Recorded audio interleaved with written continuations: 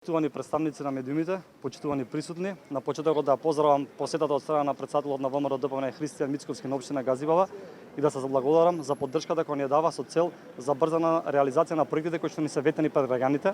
Денес имаме можност да присуствуваме на два капитални проекти. Во моментот се наоѓаме во Стајковци на свечено отварање на новата физкултурна сала во основното училиште Кирил и Методи. Инвестиција целосно обезбедена од буџетот на општина Газибала која чини 20 милиони денари.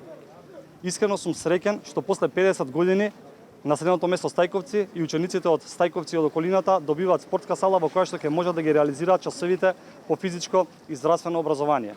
Салата е опремена со најсоодветна опрема и спортски реквизити и тука учениците ќе можат да практицираат повеќе видови на спорт, мал фудбал, кошарка, одбојка, ракомет, гимнастика и боречки вештини.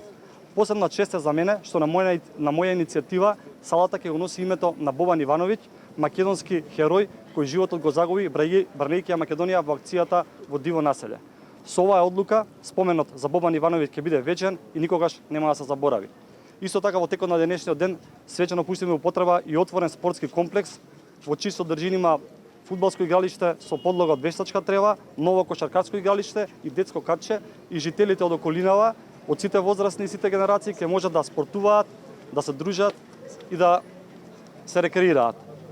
Општина Газибала на почетокот на оваа година започна со голема градежна офанзива, така ќе продолжиме во иднина со цел реализација на сите проекти што се од нашата изборна програма и навистина да ја направиме подобри услови за живот на нашите сограѓани во општина Газибала.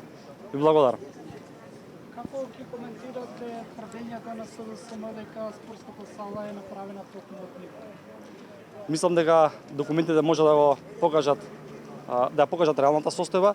Тие само започна со одредена активност тука, меѓутоа сите 4 фази од реализација се реализирани во мандатот кога бев јас, така да, како што споменав, може да се видат документите и граѓаните се најголеми сведоци за тоа во кој период се изгради спортскава сала. Благодарам.